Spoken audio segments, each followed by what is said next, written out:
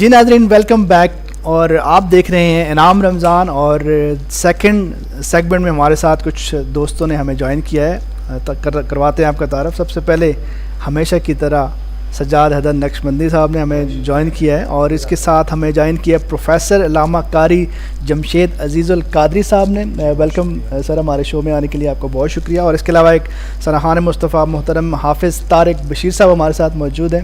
سر، آپ دونوں کو سب سے پہلے تو شو میں آنے کے لیے خوش آمدید، اور تھینک یو سو مچ، آپ لوگوں نے ٹائم نکالا ہمارے شو کے لیے۔ آپ کا بھی بہت شکریہ۔ تو سر، آج کا جو ٹاپک ہے قرآن حکیم فرقان حمید کے حوالے سے، تو سب سے پہلے تو یہ بتائیے کہ اس کے فضائل کے حوالے سے بتائیے گا۔ الحمد للہ والصلاۃ علی نبیہ وعلی آلہ واصحابہ المتعددین بآداب، اما بعد، اعوذ باللہ من الشیطان الرجیم، بسم اللہ الرحمن الرحیم، انا نحن نزلنا الذکر وانا لہ لحافظون، صدق اللہ مولانا العظیم۔ سب سے پہلے تو اپنی بات شروع کرنے سے پہلے میں شکر گزار ہوں اپنے بہت ہی پیارے اور محترم بھائی سجاد حیدر نقشبندی صاحب کا، جی، ان کی وساطت سے ایس ایف ٹی وی پہ بیٹھنے کا موقع ملا اور اس ٹرانسمیشن کا حصہ بنے۔ شکریہ۔ اور اس کے بعد زاہد خان صاحب سر کا بھی شکریہ ادا کرتے ہیں، بہت شکریہ۔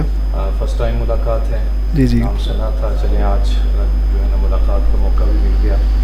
دعا ہے اللہ رب العزت ماہ سیام کی جو یہ بابرکت گھڑیاں چل رہی ہیں، جی، اللہ تعالیٰ سب کو اس کے فیوز و برکات عطا آمین فرمائے۔ آمین۔ اور اس کے ساتھ ساتھ یہ ادارہ جو سندس فاؤنڈیشن کے نام سے دکھی انسانیت کی خدمت کے لیے کوشاں ہیں، اللہ تعالیٰ جتنے بھی دوست احباب اس کے لیے کوشش کر رہے ہیں، اللہ سب کو برکتیں عطا فرمائے۔ آمین آمین۔ جہاں تک بات ہے قرآن مجید کے فضائل کے حوالے سے جو آپ نے کوسچن پوچھا ہے، تو اس کا آغاز میں ایک مثال سے کرتا ہوں۔ جی جی، کسی بھی کام کو یا کسی بھی بات کی حیثیت اور اہمیت کو دیکھنا ہو جی، تو اس کے قائل اور اس کے فاعل کو دیکھا جاتا ہے، کیا بات، کام کرنے والا یا بات کرنے والا۔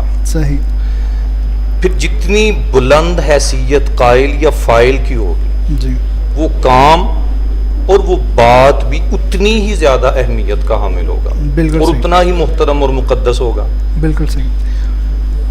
جیسے مجھے شروع میں حضرت علی رضی اللہ تعالیٰ عنہ کا ایک قول یاد آتا ہے۔ حضرت علی سے کسی نے کوئی سوال پوچھا تھا کہ اے علی، یہ بتائیں اگر میں چاہوں کہ میں اپنے اللہ سے باتیں کروں، اپنے اللہ سے گفتگو کروں، صحیح، تو صحیح، کیا طریقہ ہو؟ اب حضرت علی رضی اللہ تعالیٰ عنہ اس کے جواب میں ایک سوال ارشاد فرماتے ہیں، جی، اور آپ کیا فرماتے ہیں کہ تم یہ بتاؤ، تم چاہتے ہو کہ تم اللہ سے باتیں کرو یا اللہ تم سے باتیں کرے؟ صحیح، صحیح، اللہ تم سے باتیں کریں یا تم اللہ سے باتیں کرو؟ صحیح، اب اس نے دیکھا، اس نے کہا، حضرت علی رضی اللہ تعالیٰ عنہ کی بارگاہ میں عرض کرتا ہے، حضور میں نے ایک سوال پوچھا ہے، آپ نے دو کر دیا، آپ دونوں کے جواب ارشاد فرما دیں۔ صحیح، تو حضرت علی رضی اللہ تعالیٰ عنہ کیا فرماتے ہیں؟ آپ فرماتے ہیں جب یہ چاہتے ہو نا کہ تم اللہ سے باتیں کرو تو پھر نماز پڑھا کرو، صحیح، اور جب یہ چاہتے ہو کہ اللہ تم سے باتیں کرے تو پھر قرآن پڑھا، پھر قرآن پڑھا کرو۔ صحیح، اس کا مطلب یہ ہوا کہ اس قول سے یہ بات کلیئر کٹ ہو گئی، ہمارا ایمان بھی ہے اس بات پہ بالکل، کہ یہ قرآن کلام اللہ ہے۔ بالکل، بے شک، اور ظاہر بات ہے، جیسے میں نے پہلے بات عرض کی کہ قائل اور فاعل جتنی بلند اہمیت کی حامل ہستی اور ذات ہوگی، اس کا کلام اور اس کا کام بھی اتنی ہی بلند اہمیت کا حامل ہوگا۔ اور چونکہ کائنات میں رب تعالیٰ کی ذات سے بڑی ہستی نہ کوئی ہے، نہ ہو سکتی ہے، نہ ہوگی، وہ ساری کائنات کا خالق بھی ہے اور ساری کائنات کا مالک بھی ہے، تو ظاہر ہے جب وہ بلند و بالا ذات ہے تو اس کا کلام بھی اسی اہمیت کا حامل ہوگا۔ اور پھر خود اس نے اتار کے اس کلام کے بارے میں کیا فرمایا؟ انا نحن نزلنا الذکر وانا لہ لحافظون، ہم نے خود ہی اس قرآن کو اتارا ہے اور ہم خود ہی اس کی حفاظت کرنے والے ہیں۔ جہاں تک بات کرتے ہیں نا اس کی حفاظت کی، تو دور رسالت سے لے کے آج تک یہ جتنے ادوار، جتنا یہ زمانہ گزر چکا ہے، ان تمام ادوار میں قرآن مجید شروع سے لے کے آج تک اپنی اصلی حالت میں ہے اور رہے گا۔ صحیح، امام احمد ابن حنبل رحمۃ اللہ تعالی علیہ، آپ کے دور میں ایک یہ مسئلہ اٹھا تھا فرقہ معتزلہ کی طرف سے، انہوں نے کہا تھا کہ قرآن مخلوق ہے، اور یہ آج نہیں تو کل ختم ہو جائے گا. تو حضرت امام احمد ابن حنبل رحمۃ اللہ تعالی علیہ آپ اس پوری سلطنت کے اندر یا پورے اس بادشاہت کے خلاف تھے اور آپ اکیلے کہتے تھے کہ قرآن مخلوق نہیں ہے. کیا بات, یہ اللہ کی صفت ہے. اب پوری حکومت ایک طرف ہے, امام احمد ابن حنبل ایک طرف ہے. وقت کے بادشاہ نے آپ کو کوڑے بھی لگائے. یہ بات تو بڑی طویل ہے لیکن میں صرف اپنے جو مدعا ہے وہ عرض کرنا چاہتا ہوں. جی. کوڑے بھی لگائے گئے, حتیٰ کہ امام احمد ابن حنبل رحمۃ اللہ علیہ کو گدے پہ بٹھا کے اور ان کے گلے میں جوتوں کا ہار ڈالا گیا. اور کیا پیغام دیا جا رہا تھا حکمران کی طرف سے کہ یہ وہ بندہ ہے جو قرآن کے مخلوق ہونے کا قائل نہیں ہے, جو کہتا ہے قرآن اللہ کی صفت ہے.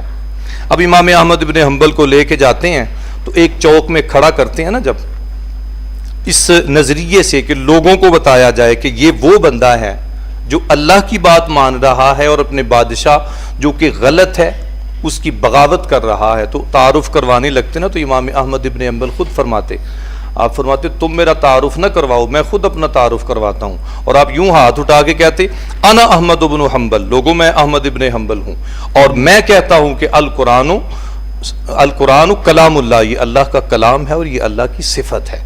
اب جب اللہ کی صفت ہو, اللہ کا کلام ہو, تو رب تعالیٰ کی ذات جتنی بلند و بالا ہے اس کا کلام بھی اسی شان کی اہمیت کا حامل ہوگا. جب سورہ کوثر نازل ہوتی ہے تو سورہ کوثر کے نزول کے وقت لوگوں نے بڑے باتیں کی تھی کہ یہ جو محمد عربی خود سے کلام بنا کے لاتے ہیں, یہ رب کا کلام نہیں ہے, یہ رب کی باتیں نہیں ہیں. اب صحابہ سے حضور مشورہ کرتے ہیں تو صحابہ کرام میں ایک صحابی مشورہ لیتے ہیں, یا رسول اللہ اس طرح کر دیں, ایک کاغذ لیتے ہیں, ایک گتا لیتے ہیں, اس کے اوپر قرآن کی یہ سورہ مبارکہ لکھ کے خانہ کعبے کے ساتھ لٹکا دیتے ہیں اور نیچے یہ چیلنج لکھ دو, ہے کوئی مائی کا لال جو ایک آیت اس جیسی بنا لائے, ایک جملہ اس جیسا بنا لائے. صحیح. اب کئی دن وہ لٹکا رہا, کسی میں جرت نہ ہوئی اس کے نیچے ایک لفظ بھی لکھنے کی. آخر امرأ القیس ایک شاعر تھا جو عرب کا بڑا ماہر تھا, وہ خانہ کعبے میں آتا ہے تو دیکھتا ہے قرآن کی وہ آیت لٹکی ہوئی ہے, نیچے لکھا ہوا ہے کہ بنائیں اس جیسی یہ ایک آیت بنائیں. اب چونکہ وہ عرب کا بڑا ماہر تھا, عربی زبان کا بڑا ماہر تھا, اس نے دیکھا اور اس نے قلم اٹھایا اور نیچے ایک جملہ لکھا. وہ جملہ کیا لکھا؟ انا اعطیناک الکوثر فصلی لربک وانحر ان شانئک ھو الابتر. آگے لکھتا ہے ما ھذا کلام البشر, لوگوں یہ کسی انسان کا کلام نہیں ہو سکتا, بل ھذا کلام اللہ, بلکہ یہ تو اللہ کا کلام ہے. تو اللہ کا کلام ہو تو یقیناً وہ جتنی بلند و بالا ذات اور ہستی ہے اس کا کلام بھی اسی میں اہمیت کا حامل ہے. آج موجودہ دور کے اندر ہم میں جو پستی کی طرف ہم جا رہے ہیں نا, اس کی بنیادی وجہ ہے یہ قرآن سے کہ ہم اس فضیلت والی اور عظمت والی کتاب سے دور ہو گئے. میں ایک آرٹیکل پڑھ رہا تھا, جب یہ آبدوز ایجاد ہوئی نا تو جو فرانسیسی سائنسدان تھا جس نے اس کا فارمولہ دیا تھا, اس کا آرٹیکل تھا. جب وہ اس نے پروڈکٹ مارکیٹ میں بھیج دی, متعارف کروا دی, اب کچھ سائنسدان اس سے ملنے کے لیے گئے اور یہ پوچھنے کے لیے, انٹرویو کرنے کے لیے کہ بھائی اتنا عجیب و غریب قسم کا فارمولہ ہے, یہ اتنے بڑے جہاز کو نیچے سے آ کے تباہ کر دیتی ہے, یہ فارمولہ تم نے کہاں سے لیا ہے؟ وہ اپنی لائبریری میں لے گیا, مختلف کتابیں کھولی, مختلف کتابیں کھولنے کے بعد لوگوں نے کہا یہ فارمولہ تم نے کہاں سے لیا ہے؟ اب اس نے جو کتاب دکھائی وہ اللہ کا قرآن تھا. اس نے کہا میں نے یہاں سے یہ فارمولہ لیا ہے. اب سوچنے کی بات ہے کہ ہم لوگ جن کو یہ قرآن ملا ہے, ہم کہاں بیٹھے ہیں؟ ہم صرف اپنی باتوں میں کہتے ہیں قرآن کی بڑی عظمت ہے, قرآن کے بڑے فضائل ہیں, قرآن کی بڑی اہمیت اور مقام ہے. آگے جا کے انشاءاللہ مزید اس پہ بات کرتے ہیں ہم. اچھا حضرت, یہاں پہ یہ بتائیے گا کہ جس طرح قرآن پاک کا ایک حق ہے کہ اس کو دن میں کتنا ایک ضروری پڑھنا چاہیے, میں سمجھتا ہوں یہ بھی بڑا ایک اچھا میسج ہوگا کہ ہم لوگوں کو یہ کم از کم پتہ ہو کہ ایک دن میں کتنا ایک قرآن جو ہے وہ ہم پڑھیں تاکہ اس کا حق ادا ہو جائے.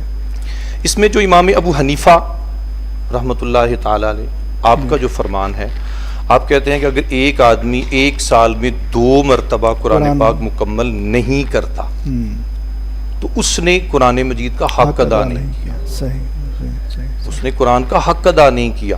اور وہ اس کی جو ہے نا وہ استدلال کہاں سے لیتے ہیں؟ نبی علیہ الصلوۃ والسلام جب آپ ظاہری حیات پاک میں ماہ رمضان آتا تھا تو حضور علیہ السلام کثرت سے قرآن پڑھا کرتے تھے. صحیح صحیح. اور جب آخری آپ کے ایام تھے، آخری رمضان المبارک تھا، تو اس سال نبی علیہ السلام نے حضرت جبریل سے 2 مرتبہ قرآن کا دور کیا تھا. اچھا. یعنی 2 مرتبہ. آج حفاظ کرام و سنت ادا کرتے ہیں جی کہ دور کا طریقہ یہ ہوتا ہے، ایک حافظ صاحب پڑھ رہے ہوتے ہیں، دوسرے سن رہے ہوتے ہیں، پھر یہ پڑھتے ہیں، وہ سنتے ہیں. اسی طرح سید الملائکہ جناب جبریل اور سید الانبیاء آقا علیہ السلام، ان دونوں نے بھی دور کیا تھا. جبریل پڑھتے ہیں، حضور سنتے ہیں، حضور سناتے ہیں، جبریل سنتے ہیں، اس طرح کی. تو کم از کم 2 مرتبہ. اب رہی بات اس کو ڈیلی بیس پہ اگر تقسیم کر لیا جائے تو جہاں تک ہم نے اس پہ تجربہ کیا ہے نا، دیکھا ہے، اگر 1 ربع یعنی 4 سے 5 رکوع روزانہ کے پڑھے جائیں نا تو 4.5 ماہ لگتے ہیں. صحیح. 4.5 ماہ میں قرآن مجید مکمل ہو جاتا ہے. علماء کہتے ہیں چلے جی 10-15 دن احتیاط کے لگا لیں، کہیں چھٹی بھی آ جاتی ہے. ہم تو سالوں بعد قرآن کو کھولتے ہیں، وہ بھی توفیق نہیں ہوتی. ہمارا حال یہ ہے. تو کم از کم 1 ربع وہ روزانہ کا ہو تو سال میں 2 مرتبہ قرآن پاک پڑھا جا سکتا ہے. ٹھیک ہے. اور دعا ہے اللہ تعالی ہم کو عمل کی توفیق عطا فرمائے. آمین آمین. آپ سے اور بھی باتیں ہوتی رہیں گی.